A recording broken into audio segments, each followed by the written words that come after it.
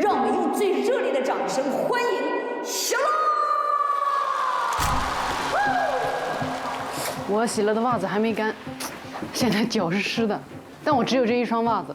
我行李箱里有一次性的。啊，没事没事，就这样吧，一会儿就干了。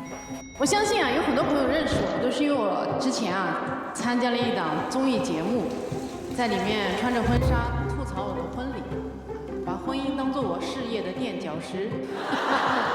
哇，下雨啊！最近啊，有不少人盼着我的事业更上一层楼啊，都劝我早点离婚。我要离婚至少得3步走啊。第一，妻子的浪漫旅行；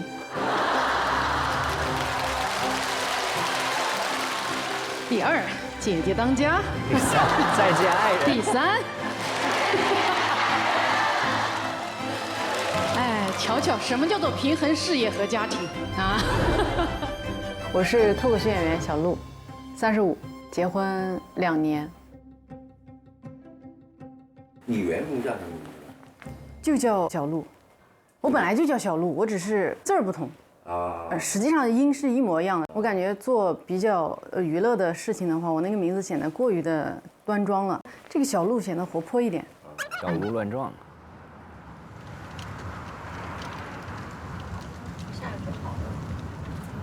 我每次回北京都会有一种，你还是觉得还是会意识到这个城市跟你还是有很特殊的感情。对，虽然他不在意你，但你在意他。我大概23、24就来了，24。我大学刚毕业，研究生没毕业，研二我就来了。你研2来北京是干嘛的？来北京北漂学写段子。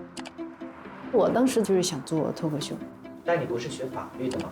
对，但是我不喜欢。听起来好像有人在那儿拉手风琴，发现美的耳朵，可能也是因为没有听过手风琴，真正的声音，幻听手风琴。其实我更喜欢讲笑话，逗别人开心的。你不要脸，我们还要。我的婚姻可以失败，但我的婚礼不可以。婚姻是2个人的事情，但婚礼是我1个人的项目。因为你讲笑话的时候，肯定大家要看你嘛。然后一个人被你逗笑之后，他很难讨厌你。所以你来这个节目是要讲脱口秀吗？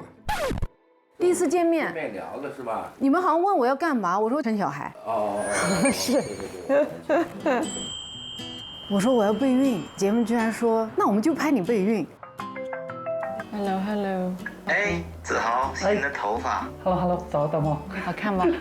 然后下巴上长了2个大包。帮你扎吧。不要。我要出发去上班了。好的。爱你，拜拜，加油。拜拜。其实我俩连见面的次数都很少，因为我这个人事业心太重了。就比如说巡演的时候，7天有5场演出，中间也会有一些综艺节目的录制啊，或者是有一些其他的拍摄，这些还是行程过满。所以我觉得如果没有这么一个契机的话，我是不会真的缓下来的，用我事业的上进心带动我生活的上进心。你们见面的频率是多少？1个月5天。我确实是我感觉过去这2年都一直还是很忙，我们还是没有准备好。我心理上，你要说我心理上准备好，那我可能很早就做规划，我要调整节奏缓慢一点，也没有。所以必须给你接这个节目，因为工作内容就是备孕，把它当成一个工作来完成与你的个性，我就会更努力，努力的放松，要把这个工作目标做到最好。但是呢，我是在想说，因为其实网上还是有一些不太冷静的声音，或者说有2种声音吧。就是有的人会觉得，独立女性好像就应该是大女主，你不应该有家庭，不应该有宝宝。那你会有这种舆论的担心吗？比如说，我表达我很想要生孩子。我从我结婚已经开始面临这样的冲击了呀。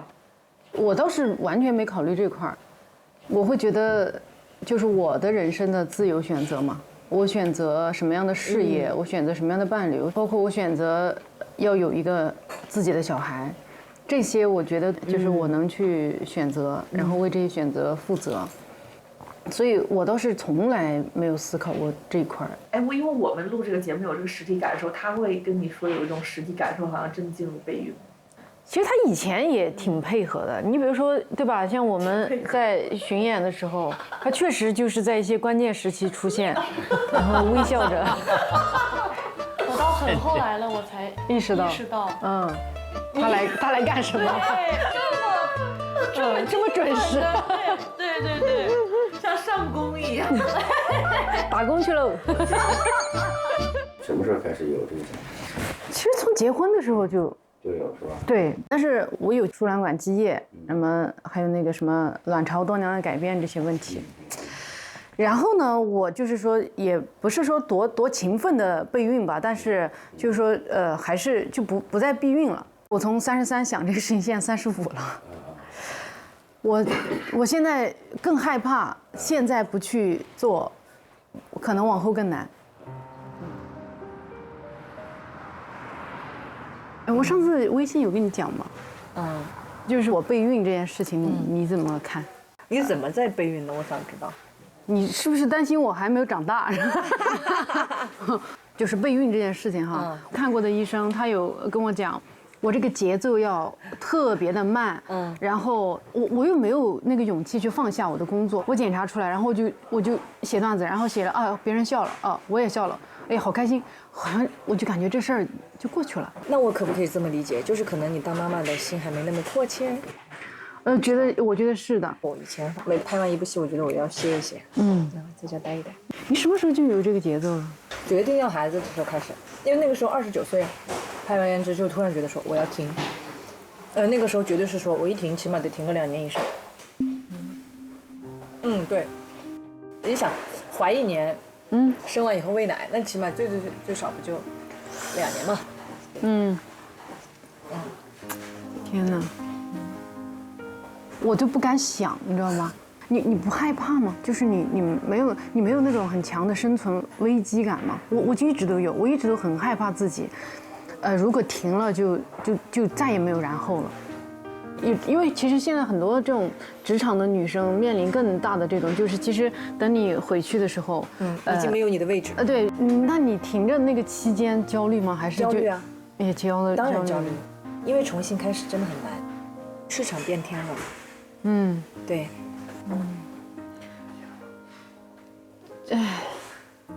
在你的人生排序中，工作是最重要的。它到目前为止都是最重要的。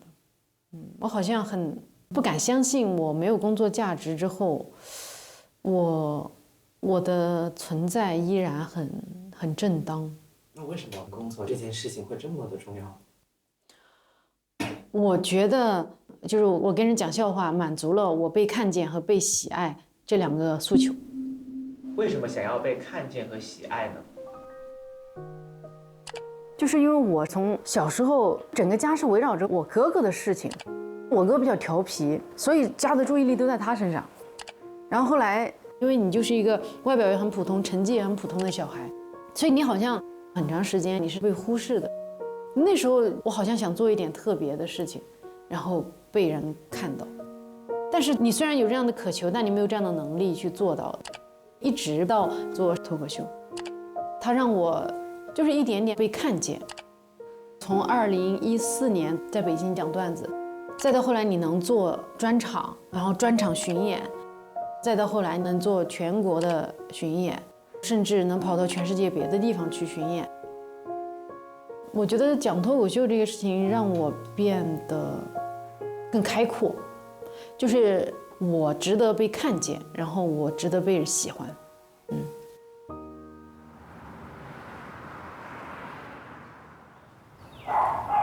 哎呦，苗本，为什么你要那么疯哟？我是汤包 Tom， 小卢的老公，29岁，2017年认识的小卢，然后他30岁左右想要结婚有孩子，我那个时候有点紧张，因为这个是最大的一个怎么说 commitment， 真的没准备好这个事情。但是如果我一直没准备好，他还一直得等我，这很不公平，所以我就提跟他分手。但是我就非常痛苦，我意识到对比结婚当爸爸，其实我最害怕的就是失去了他。爸，我要7点才能到家哦。哦，好的好的，宝贝。所以我必须把他怎么说去重新追回来。对，追回来，对，追回来。Hello。所以你现在想要小孩了吗？我是绝对想要，现在。对。明天，什么安排？明天去医院。哦，做那个检查。啊，我也做是吧？对。我也做。讨厌，我检查，万一出一个你没想要的结果呢？你不要说这种话，你这个人。我没有，我就说是我讨厌那个医院，因为那个。你中国人就不说这些东西，知道吗？哦，好的。就是别人不喜欢。那。什么？想到了什么开心的事情 ？What？ 我觉得我现在说，我说的这一句话不是，怎么说？我在这种场景说，听起来有别的意思，但是没有那个意思。我就说我们的备孕要开始了。哦。就觉得有点。我给你准备了一个小礼物。好。我觉得备孕我们可以准备所有事情，但是可能最重要的就是时间正好，所以我就你买了一个时光机，你看他们俩之间的表情。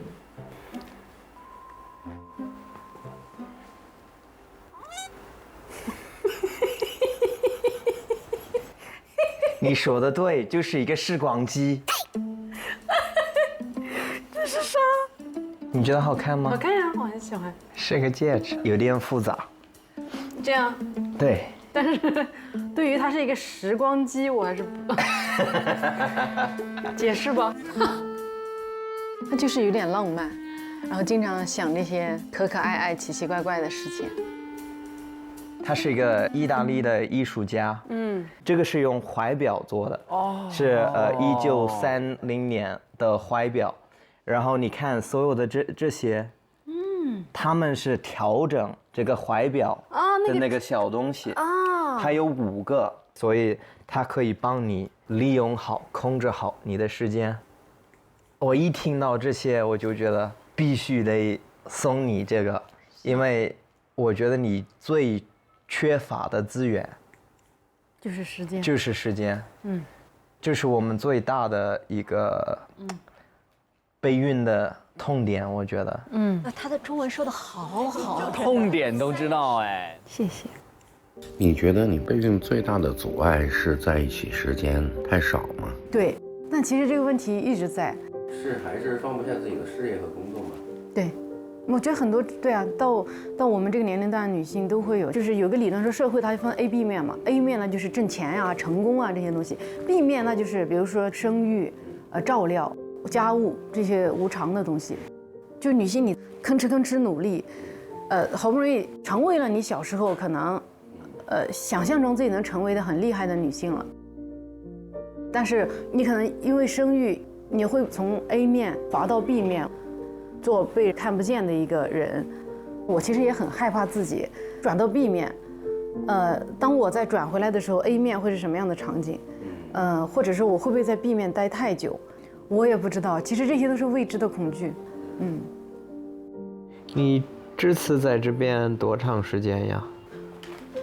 我这次在家，从今天开始，接下来有的工作也都在上海。我会很长时间都不会再出差。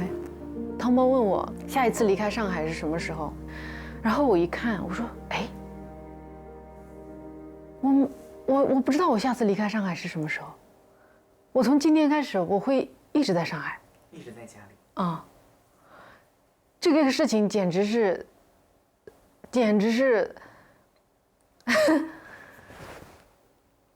其实我说出这句话的瞬间吧，心里也有点点失落，就是啊，外面的世界没有再需要我吗？哎，我就意识到，哇塞，这好像是有一个新的改变发生了。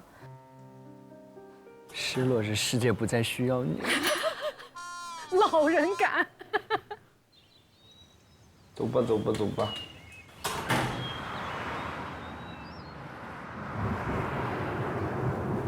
那我们要去做一些检查呀。哎呀，这种检查都很痛苦。我其实每次要做这个检查，我都这个心就感觉很 heavy 的。没事，就看现在什么情况。我去年本来就准备做那个输卵管造影的，但是后来是因为我的人整体的状态太差了，医生他就建议我先不要再着急这个事情。但是我过去这1年很难说我有认真的照顾自己的身体，是挺紧张的，因为我就是不知道经过我这1年的奔波，我这个身体到了一个什么情况了。我们加油！嗨，副主任。请进。这个是去年2月份做的中度的积水，就是25年以后就没有再做过超声是吗？对。现在你的月经规律吗？它就是每次都会提前那么一点。痛经吗？比如说有时候止疼药都止不住。好。现在你性生活的频率正常吗？你们2个人性生活的频率正常吗？我什么叫是正常？1周2次到3次。那不正常，不正常。大概。但是你是不采取避孕措施的是吧？不采取。现在不吃也算吃吗？吃就忘了，就不是昨天吃了1颗，就不是特别规律的，因为今天要来，所以过去这6个月里的第一颗。就基本上整体的叶酸代谢的检查，然后会帮你复查一个甲状腺和性激素的和卵巢的功能，然后因为你痛经，我们会查一个就是内异症的排查，也会帮你一起做掉，好吧？然后你还是要复查一个超声，差不多就是这些检查。好，行 ，OK 吗？好的，行。先生的话是查过精液的，对吗？还2024年。对。那你再去查一个吧。今天我们王医生可以帮你开一个。男生只有查这一项吗？对，是这样。我们对男生没有那么详细的照顾，就说他只要看上去身体还可以，我们就不太管他。血液什么的不用查吗？他的话，他不是跟你一起做过这个？对，你可以给我也看一下。谢谢。他好像确实还可以。OK， 行，那我觉得你暂时先查一个精液常规就可以。好，谢谢医生。那我走了。一会儿见。你好，那个精子检查，没事，可以说中文。OK， 倒进去。OK， 给您。好，谢谢。然后交到我手上。OK， 好，谢谢。你好，小鹿吗？哎，对。你好，谢谢。你就备孕是吧？哎。肯定还是有点严重的，你肯定还是有积液的。那24年发现右侧输卵管积液。输卵管目前是没啥。输卵管目前没积液了。没积液了吗？盆腔里面有积液。所以我输卵管现在没有积液吗？对呀。哇，所以它会自己消失吗？会的呀。啊。那目前看来是没积液了。哦，好哎。那。但是你痛不痛也要去做一个输卵管疏通的那个做一个。好，谢谢。太好了。哎，很骄傲，很骄傲的走出来了，是怎么回事？我觉得我就是我那一瞬间吧，我有一种就觉得我这个人做了很多的好事。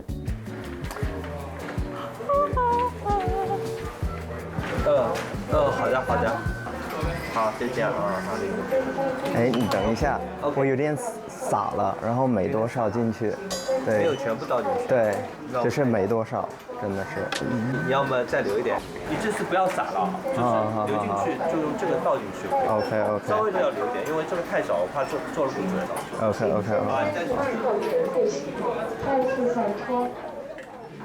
我想一会儿跟汤包聊一下他的体验。他打翻了，好不容易熬出来，然后他打翻东西。这是有多陡啊！我怎么会有这种人啊啊！他的犯错永远能精准的错在一个尴尬这个层面啊，他又并不毁灭。希望他自己勇敢的面对，毕竟是自己做出来的事情。那素材我记下来了。哎呀，不愧是我的素材来源，汤包。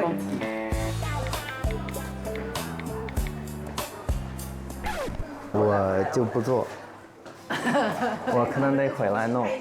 有一个技术上的问题啊，你讲讲。我讲讲吗？不想讲。我觉得我不太合适吧。反正不想讲就算了，没事。啊，哎，真的，怎么说呢？怎么手脚冰凉？不是，就是根本不是你想象的那种技术问题。我想象的是什么问题啊？我觉得真的是一个，哎呀，你都微笑成这样了，应该不是什么，没事啊，说出来。反正你的怎么样？我的输卵管没有积液。是吗？哦 ，disappear 了。太好了。但是，不代表它是完全通的。对，给我看的医生，我可能一会儿去找他，跟他聊一下我该怎么弄。哎，我们一会儿找医生确认一下那点量够不够，主要是。什么意思？量够不够？好尴尬呀，这个量没有，够不够？我没交给他。The first one 你不是给了吗？但这个不够，而且我不想给那个。我们检查结果出来了，我们去看吧。好，去看。哎呀，谢谢。检查的医生就跟我讲说，那个输卵管积液没有。对，他说这次没有积液。我给你看一下，这是右边的卵巢，那它的水在卵巢的边上。就这个水呢，肯定是打不上输卵管积水。但是到底输卵管有没有积水呢？没有办法100%的排出，因为这个水呢，它没有在最后面，它离这个卵巢比较近一点。但是确实从 B 超声上，它不是输卵管积液的声响。所以说你下次月经干净以后，就刚刚干净的时候再过来复查一个看看。总体来讲，我觉得还 OK， 不一定非要做输卵管积液的手术。现在我是觉得啊，你最主要的问题是什么？就是你还没有好好的试过。哇，哎，您刚刚说的那个1周2到3次那个，对，就是想要备孕的，但他如果又不到医院去看，根本不考虑自己什么时候排卵的话，是要维持这个频率，是这个意思。就碰运气是吧？哎，是要维持这个频率。但如果说确实认真在备孕了，那么差不多要维持1周的基准。如果说你现在在上海可以有时间来做 B 超的话，可以 ，B 超是最准的。你要在月经周期第10到12天的时候，来做 B 超监测，需要连续监测2到3次的时间，差不多了，我就会告诉你什么时候是最合适的时机造小孩就可以了。对的，你目前这个状态，这个卵巢功能，这个我觉得是不可能生不出宝宝的，那是绝对不可能的。这个时间上有长有短。有的时候幸运的时候，可能1-2个月就有了好消息。谁知道？可能1个月。你看，要急功近利。是不是到这个节目杀青的时候，就可能已经怀上了？哇塞，很有可能啊！我倒是希望这样。那我真的是运气太好了。今天是我们的第1篇备孕日记。今天听医生说了很多关于备孕的建议，接下来呢，我们就是要进入一种紧锣密鼓的备孕状态了。不知道这个视频录到第几个的时候，我们能够顺利的怀孕，但是我相信我们能做到，能成功，加油！我们加油！加油！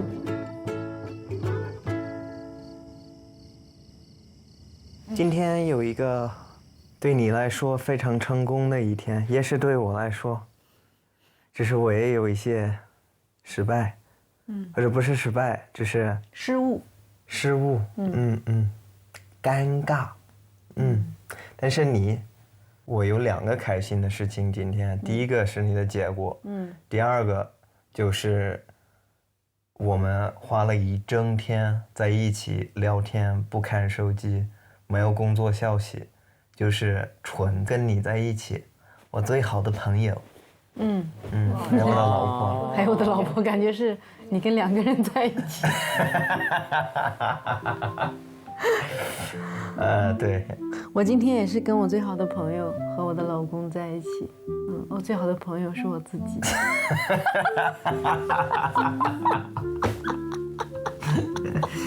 这都可以写成段子，这不错哈。Smart。反正明天要去看那个中医。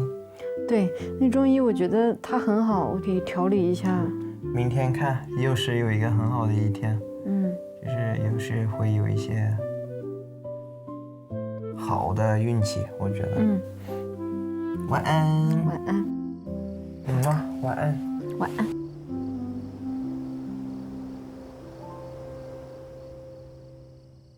哇，又有趣又温暖，然后呢，还有这个有点小感动的一段 VCR。你觉得汤包在这个目标当中，他是个纯被动，你要他配合，还是他也有主动性？有，因为比如说现在我们俩要做医生让做的一切事情，他还会督促我做呀什么。就他其实现在，因为我过去非常忙，他有时候他觉得我没有那么心诚。就是我觉得这2年他比我还想要一个小孩。哦，那挺好啊。对，我会觉得像孩子这件事情，现在就把我俩就绑到一起，就是我们都想完成，我们一起努力，我会觉得是一个很好的让2个人的关系对更近的一个方式。倪老师上一季大家还记得名场面是催董璇生孩子，这一季小鹿你决定，我那时候不是催他，我都给他联系了，对，北京最好的医生，妇产科医生，那小鹿你要为他做什么呢？他不是他在上海，我距离他那么远，上海有更好的医生，不用我找。我发现我这个热心啊，都胡热心。我们现场有个大夫，是中医吗，大夫？你好，是的，是中医的。其实我对小鹿备孕这个的观点啊，因为实际上我们在临床看备孕，100个人其实100个备孕的原因，小鹿属于最容易备孕的那种状态。因为很多人就是在局中不自知，很多人来备孕啊，诊室里边2口子就打起来了。你的错，你才错，所以就不是生理病理的问题，你知道吧？很多这个就是越松弛的状态，去外边旅个游或什么的时候，反而有时候重，其实就是这样。你以为我现在空出来这1个月啊，我什么工作都不接，我让自己松下来，里边没松下来，脑子还是紧的。对。其实两性相悦的那个时刻，是人类就在生理上最欢愉的时刻。就是其实如果人是处在压力里的时候，身体就告诉你这个时候是不能有小孩的，所以你要彻底的放松下来，真的享受2个人的感情哈，2个人那一刻的自然而然发生的这个，所以身心合一的可能更容易有小孩。反正肯定压力是最好的避孕药，这是确定的。好了，我们有4个热聊的话题。我想聊第3个，啥叫生存问题？就是活不了吧？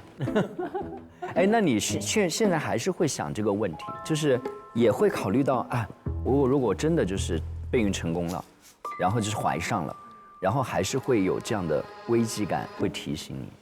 但确实，我觉得对于很多女生，职场女性就是正常职场的女性，其实是会有这个问题。像同龄的很多的朋友，其实都遇到了，就是要做妈妈这件事情有点难度。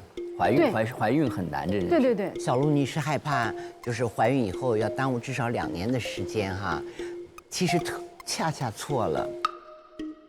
你是一个从生活当中汲取原材料的人，然后上台去说你的脱口秀，这是你最大的实力。你最不怕的就是你耽误时间，这个都不会耽误。你有这样的老公，你们这次备孕都能写2个段子。我真奇怪，你怎么还反复怕耽误时间？真正你等几年之后说，哎，我怕我要的 A 面没有了，我 A 面永远是 B 面支撑着，这多简单的道理啊！哪有一个人光有一面的？反而我觉得对别人那个会不会造成女性的生存危机是一回事儿，对你大概率不会。其实就是到我们这个，我会觉得我们这代女性好像多数都会说是你到现在，比如说35、6这样一个阶段，在职场上好像是经过你多年的奋斗，能够有一些积累，就是你好像认为自己具有一定的不可替代性或者是什么，你才敢放心说，哎，我是不是可以考虑一下我生活层面的东西了？但其实你又不可能真的那么笃定。因为我觉得你永远缺乏那个自信，说这个哪里离了我是不转的。我真的想要考虑一下我的生活层面了，和万一我离开了没我啥事儿了咋办？这种恐惧当中交织，一直来回游走。对，我辅导中碰到过很多小伙伴，他们都在焦虑，从快到30了，快到35了，快到40了，就每个年龄段都在焦虑，而且似乎像是工作和生活是2选1，就好像你从 A 面滑到 B 面就不是你了。但实际上从 A 面到了 B 面，我们好像失去的是外部的声音，但我们没有失去的是小鹿，你还是你。你其实会因为你 B 面的这些丰富了你这个硬币，所以我就在跟很多小伙伴说，能不能把工作生活不做2选1，他们是整合的，是一体的。我相信你有了宝宝，你会实现你最大的想要的2件事：被需要，被看见。你的宝宝肯定是这样，你的爱人也是，然后你的世界其实打通了另外一面。你不是失去了 A 面，你是打通了 B 面，然后你变成了 A 加 B， 然后你可以把它2面都摊开了看。哇，谢谢。我刚才都说这么透了，你还有危机感，你就是神经病，烧的你。有这么好的老公，还有个幽默的孩子。对，孩子一出生说：“你们有没有发现？”那我们也欢迎大家加入我们的讨论，好不好？那看到小鹿的这个备孕日记，真的还蛮感动，因为最近在看一个电影啊，就是讲他在复刻一个美食，每天写一篇博客啊，这样的就是一个这样的片子，就是从无到有记录下来，我觉得这件事情是很美好的，所以我希望我们在这个段时间能够听到你的好消息，好不好？我们也会期待，好吧？小鹿，当了一家之主后，你最看重什么？准时啊！作为一个连备孕都要掐表推进的人，我的世界没有迟到2个字。出差赶通告，从不迟到；跟练打卡，不迟到；去医院体检，不迟到；就连汤包每个月飞来找我，也从不迟到。偏偏2道杠，迟迟不来报道。那你打算接下来怎么办？我看你已经在吃营养品和药了。药可不能乱吃，备孕期间有拿不准的，就问美团的小团健康管家，安全用药，少走弯路。哟，谁呀？我的救兵，折腾一圈才发现，就算好运气总不准点，美团买药也准会到。美团买药急用药，24小时1对1急送，原研药自营大药房更省钱。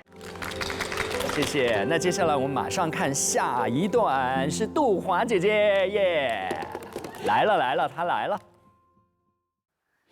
拿点纸巾吧，哎呀，行，感觉好累。对，最近状态怎么样？哎呦，反正今天状态肯定是不好的。这反差太大了，我没想到上来你的第一段是这样的。那走了，也帮我批一下。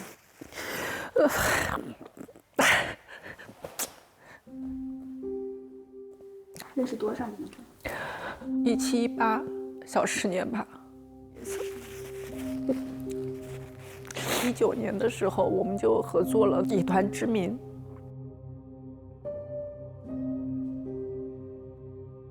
他是一个很仗义的人吧，我就觉得一个人说没就很没了，就是确实是让我有点崩溃。你每天那么努力，那么拼命，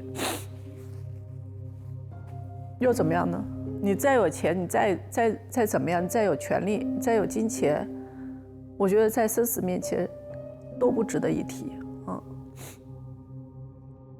我是去年从泰国回来，在飞机上就突然不行吗？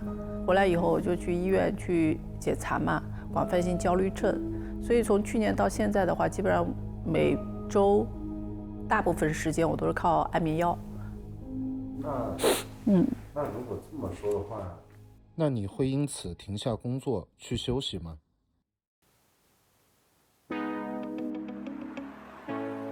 我觉得创业的话，它可能是一条单行的旅行线，你除非中途下车，如果你不下车的话，你就是在高速的去行驶的。你看还是大娃好哈。那两个是让那个衣服签名了。哦。股票怎么样？看一下。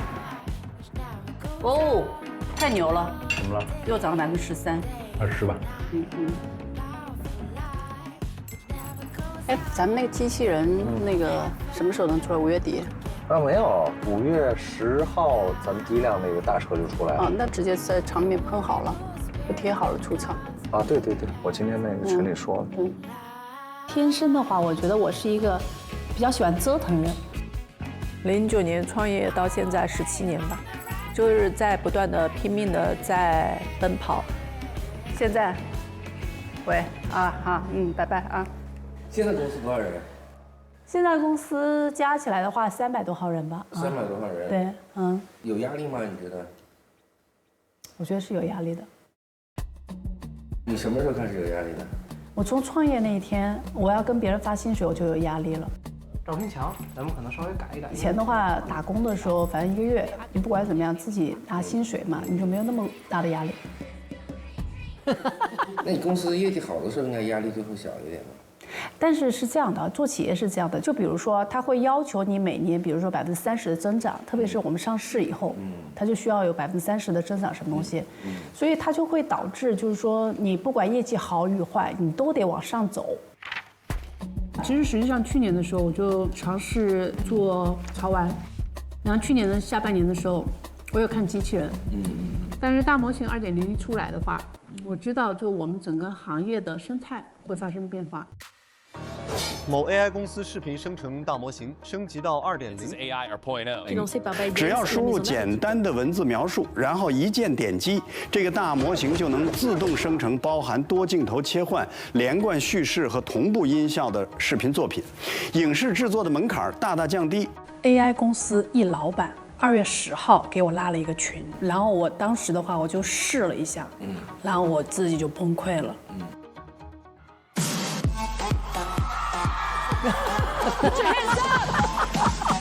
终于实现了自己的女团梦，女团 C 位。This is Kiki 的。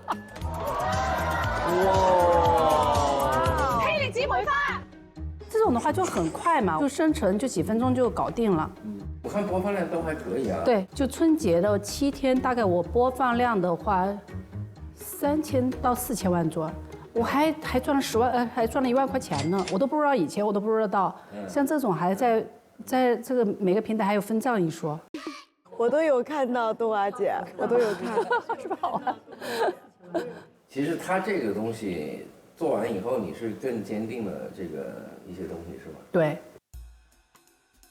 就以前的话，大家了解乐华的话，就是说是艺人经纪公司。那现在的话，可能我给乐华的定义就机器人加 AI 加 IP 的公司。IP 的话就包括艺人经纪和虚拟的 IP 这样的一个公司。那现在的事情的话，可能对我来讲的话更挑战一些，因为机器人 AI 的话都是就是说今年才突飞猛进的嘛，对吧？所以我觉得我还是踩到了时代的前沿。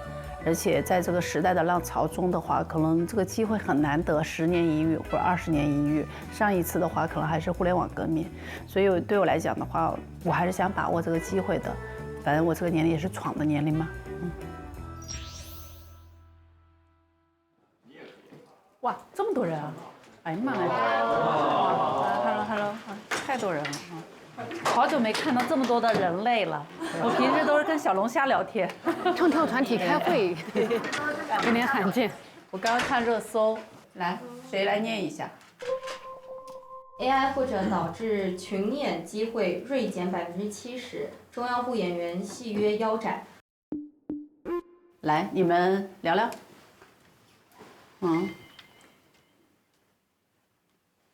其实主要 AI 出来了以后，我觉得对我们来说其实是一个不太好的事情发生。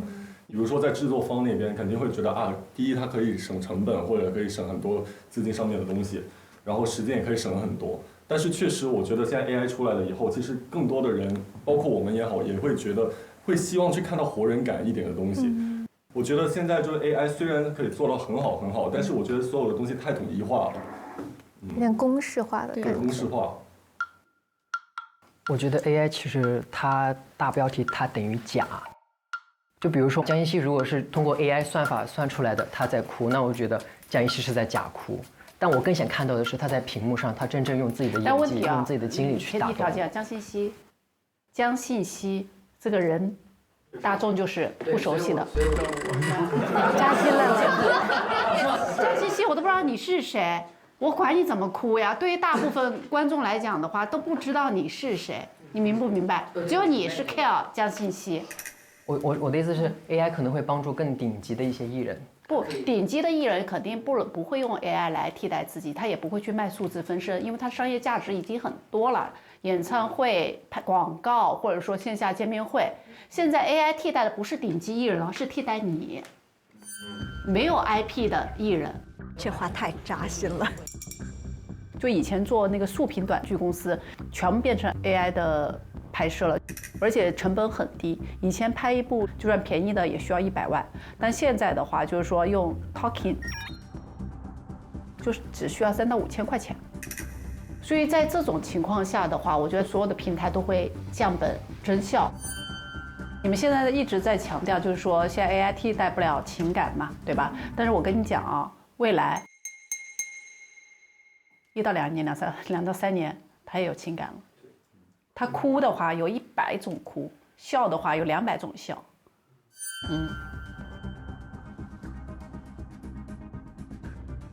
你们公司的员工对 AI 的接受度高吗？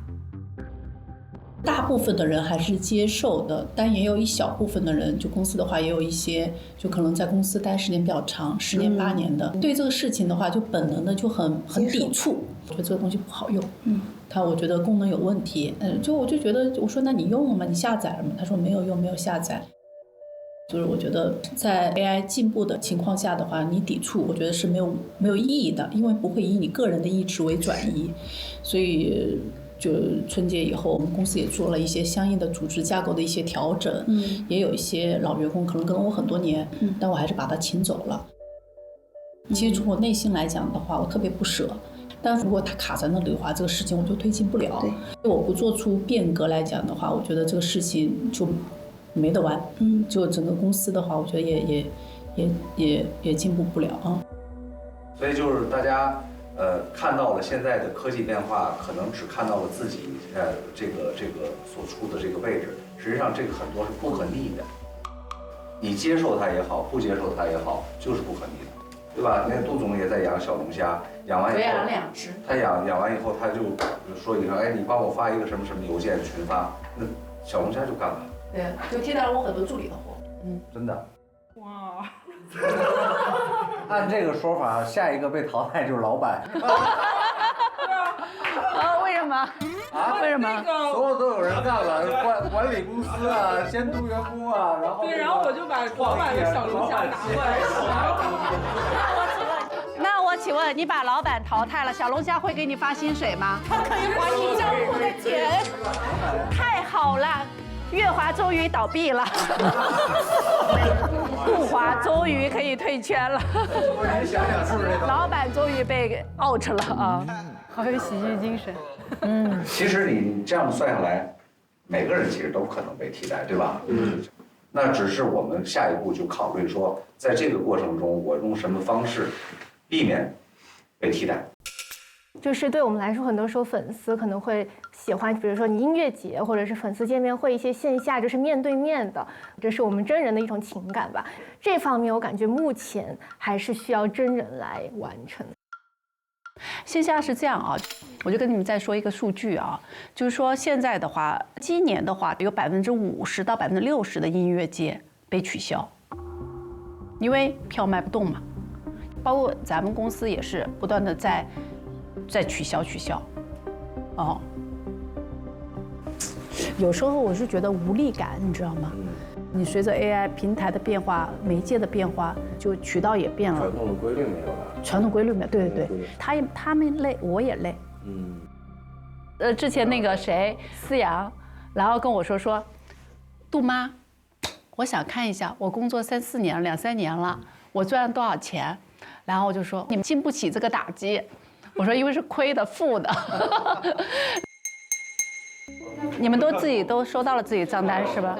我自己每次在批预算的时候，其实实际上我自己内心也是蛮忐忑的。你比如说啊，你看摄影师每一次的话一出去的话就1万块钱，妆每一次的话每个人至少是5000块，9个人的话你就多少？5、9、4万5，然后服装造型每一次每一个人的话5000至少的。财务啊、法务啊、经纪人的成本都没算入你们的成本哦。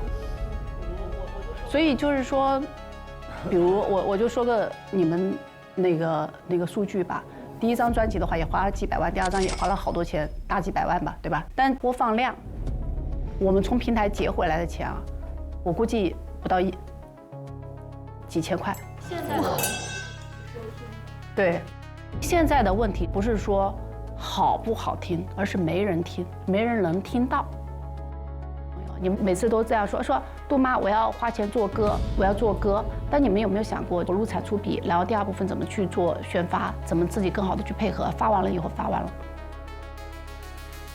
那很多时候靠宣传发几个营销号啊或者干嘛的，我觉得是没有什么效果的。现在的话都是人人自媒体呀，你可能一条短视频出来的话，你点赞破100万就很高啊。那播放量的话，至少是几千万的播放量吧。自强则万强，求人不如求己。就我可以托举你们，但是作为你们来讲的话，你们也得有让我托举的这种动力。大家又不是慈善机构，天天去托举来托举去的，托不起来呀。满满的压力。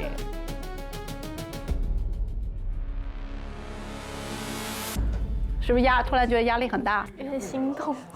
说，哎呀，我为什么要从事这个行业呢？工作了3、4年，结果还是负数。然后第二部分，如果我是一个白领的话，可能1个月的话，我还有几千块钱。但还有住的地方呢。待会去，我还没去过你们宿舍，待会去你们宿舍看看。可干净了。是吗？对。刚花钱拿了很多。自己交的自己。你觉得老板对你的满意度是多少？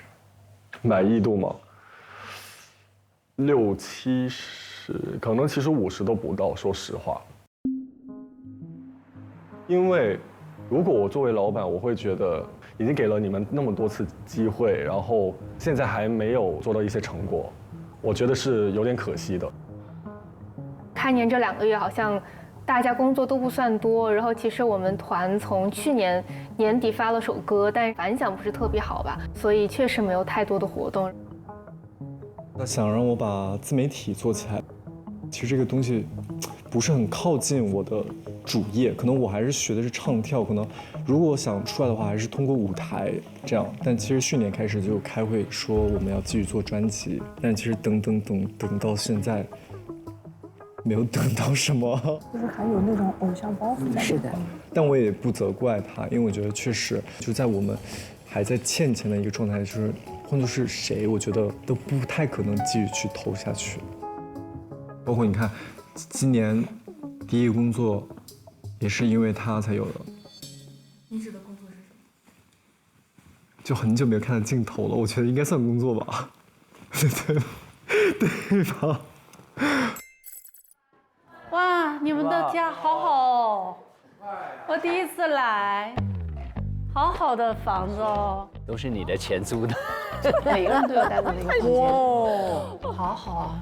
比我小时候，我刚毕业的时候我就住地下室，还挺干净的。真的挺好的。还有它有单独的卫生间啊！哇，狠狠的羡慕了，好大的房子呀！你好家。来干一杯！希望你们越来越好啊！谢谢杜妈，谢谢杜妈，谢谢杜妈，谢谢杜妈，我们欠这么多，还愿意留我们，不得鼓掌吗？鼓掌！鼓掌！谢谢你们啊！不谢不谢，我真的是帮我亏了那么多钱，我谢谢你们啊！未来会赚回来的。要不要开个直播？可以啊，又用我的账号开了啊。Hello， 今天在吃火锅，和哪些艺人聚餐的呀？来打个招呼啊。开始托举我觉得杜妈其实花了很多心思在我们身上，她是帮我们在兜住，尽量在辅助我们。一个一个打招呼吧，我怕他们都那个。我打个比方，就是有一次我们在练习的时候，他又带着一些老板来看我们，就是这是我们的男团，然后让我们赶紧去表演一段，表现一段，有种当妈妈就是为了表扬自己的孩子有多么的好，然后请老师多多教教他，多多看好我们的孩子，这种感觉。我明天去探班呢，去探那个谢娜的班，你们谁要跟着我去？我去吧。啊，还有谁去？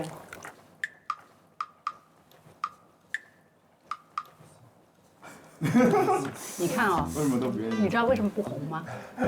懂了吗？明天有排练。你自己表现吧啊。不主动。这么好的出镜的机会，他们不去呢？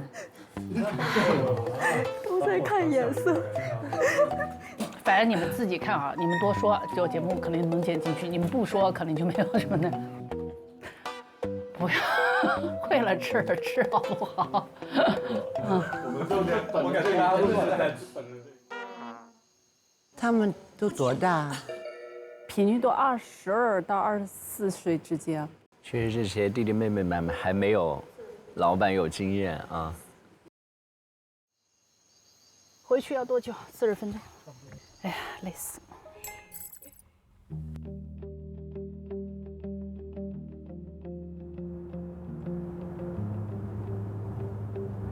世界杯的那个，你盯一下那个尽快审核呗。你想把公司做成一个100年老店吗？100年老店啊？没有哎。没有这个想法。因为我们这种体量，抗风险能力太小了，没准哪个风浪过来就把你打趴了。所以，这样的一个情况下的话，我们都还蛮居安思危的。就今年的话，好好干，把转型给搞好，把基础给打牢。哎呦，出来接我啦！出来接我了，要不要走一圈？我把包放一下。我觉得这灯呢为什么不开？女儿来。女儿干嘛？等我吗？没有，我还叫女儿下来接你呢。她人呢？你妈来了。来，宝宝。拜拜。哎，你怎么刷到我了？我就随便一刷就刷到你。好多人刷到我，今天我刚去直播了，我就随时开了个直播，播了10分钟。来，介绍一下，来，跟大家自我介绍一下，这是导演，爱奇艺的导演。爸爸跟你妈妈那个打打闹闹。不，为什么他们从来不撒狗粮？太搞笑了。你爸爸和妈妈怎么认识的？他们跟你讲过没有？他们说是可能想当个离婚搭子吧。离婚搭子呀？就是双方都离婚了，然后刚好放在一起，然后他们都带一个孩子嘛，就挺有共同的。哎呀妈呀！这是谁跟你说的呀？自己都看视频你就知道了。哇塞，好聪明啊！你回来以后陪女儿？陪女儿吃饭。啊，给她打台球了吗？对啊，我这来了，放好衣服，说她饿得不行了，说昨天就吃葱油饼，今天又吃葱油饼，吃2天葱油饼。你女儿是属于那种，就是把那个东西得吃的都要吐了的。说有一段时间就吃那个煎蛋，每天吃好几个，每天吃好几个。说现在1个鸡蛋都不吃。跟我一样。你陪伴小孩时间多不多？好像没什么。我们家女儿不是说了吗？她是阿姨带大的。那你觉得有遗憾吗？我女儿是哪年的？15年。我应该是刚生完孩子的那一年，我就想把公司给卖了。因为那时候我就特别想陪伴他们，我就去问我儿子女儿，我就说，要不这样，妈妈退休，我回家的话天天照顾你们。然后他们异口同声说不要，你去工作，我们让阿姨照顾我们就行了。因为确实我不会做家务嘛，我也不会做饭，儿子觉得我做的饭好难吃，也挺受挫的。然后打扫卫生什么，他也觉得我做的不干净。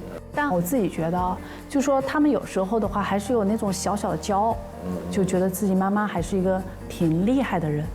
对，这才是。你觉得你女儿就真正为你骄傲是什么时候开始有的？就比如说，我忘了几岁啊，但他那种小骄傲的话，可能就是比如说同学、老师问他要一张签名照片啊什么东西，他就觉得就是挺有面子的，对对对。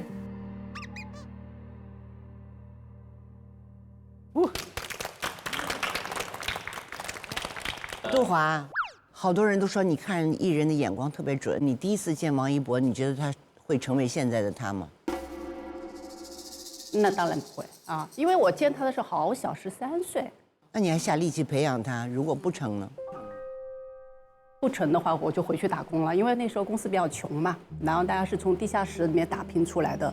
在2014年，因为当时是 all in 的，所以就是义无反顾的。当然也想好了，如果创业失败的话，我就回去打工了啊。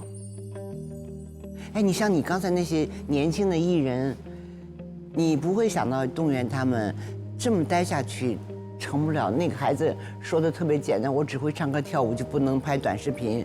短视频上唱啊，就还是没有那个。你没想到劝退他们去做别的工作，再待3年都完了。对，其实实际上我觉得演艺圈这个行业啊，我觉得很多时候啊，它真的是个人占了50%-60%，甚至还得多。对对对，天赋很重要嘛。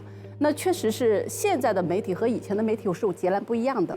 别说是艺人了，连我们老板，哪个大老板现在不出来做自媒体？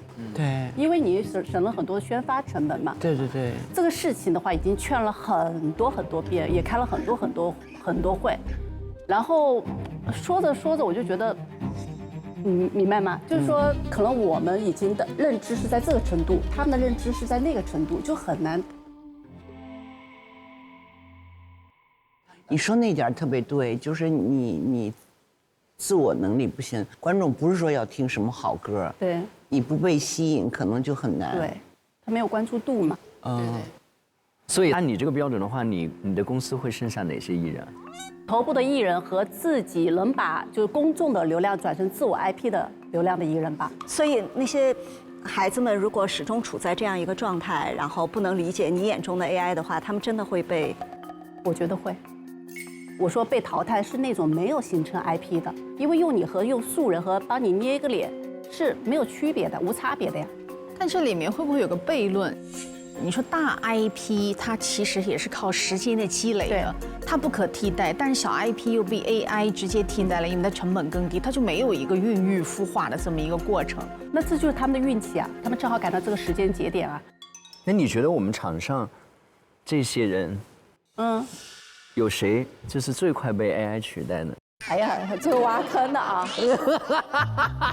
我先问你，他会淘汰吗？他不会。你不敢说他吧？我为什么不敢说他呢？不是，是这样的啊，就是说维嘉的话，它已经是一个自有的 IP 了，它只不过是把这个 IP 的话，它更有价值，怎么做大？那头部艺人的话，它已经形成了具备强大的 IP 属性，其实它的不可替代性反而是更强的。所以他还在培育的那些小朋友，不拥抱 AI， 不拥抱那个流量媒体，就可能会非常的难。对你比如说我培养的那帮小朋友，我比任何人都希望他们被看到。现在真的是人人都是自媒体，任何时候都有被看到的机会。所以在这种情况下的话，我就特别的想跟我们家小朋友，或者说现在还没有感知的艺人说。AI 不会因为你接受或者不接受，它不发生，这就是第4次工业不可逆的事情。那你在不可逆的情况下的话，那你只能是与时俱进，上这条船。就我们不要去怀着任何的侥幸的心理，就觉得时间会倒退，或者说片酬能到以前的那个时候，不可以，没有机会了。所以你现在的话，如果你还不抓住最后自媒体的时代的话，我觉得你一点机会都没有。我先预警一下，你会被骂哦。无所谓啊。尽管老师说我被骂，我也得说一下。你想当年的话，诺基亚和摩托罗拉是不是很厉害？厉害，C 版，对吧？结果怎么样？是苹果出来以后，诺基亚和摩托罗拉现在还瞬间挂掉没了，对吧？所以这是必然的。我其实就看整个片子，我特别能带入你的那个状态底下，就是做企业在目前的技术变革底下的痛苦，我完全感同身受。对，那你这么大的压力，你老公能替你扛多少？他只负责自己那一块就行了。他是因为从开始就是一个职业经理人，我是一个创始人。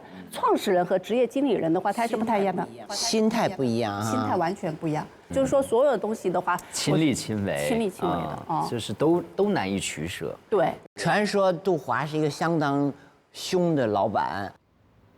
我看你开始哭，我这第一次看你哭，而且你看你的满鼻子都是红的，你是真哭。对对对。不知道是不是年龄大了，我觉得以前都挺坚强的，就最近的话，我会觉得就感性了一些，你知道吗？我觉得录这个节目的时候是我状态最不好的时候，那时候的话，反正就是身体也不太舒服，然后就朋友也去世嘛，就各种事情压得停不下来，真的是停不下来。那你老公有没有叮嘱你，就是一定要注意身体？哎呦，我老公就跟唐僧一样，天天念。那今年的话，确实是因为自己身体也遇到一些状况嘛，所以就开年的时候我就立了个 flag 在那个朋友圈，我说今年一定要1周的话运动2到3次，我就看了一堆的评论，邓超就说有那么难吗？运动2到3次不是很正常吗？这对我来讲就很难。就我现在就算退圈了，不工作了，我在家里我也做不好妈妈的那种功能，那我也得找点事情去干。那我觉得我现在的至少这个事业是我自己喜欢的，我能找到我自己的存在。江湖上还有杜总，还在牌桌上，一定会有的。好了，接下来我们来看看淘淘的这一段，来，请看。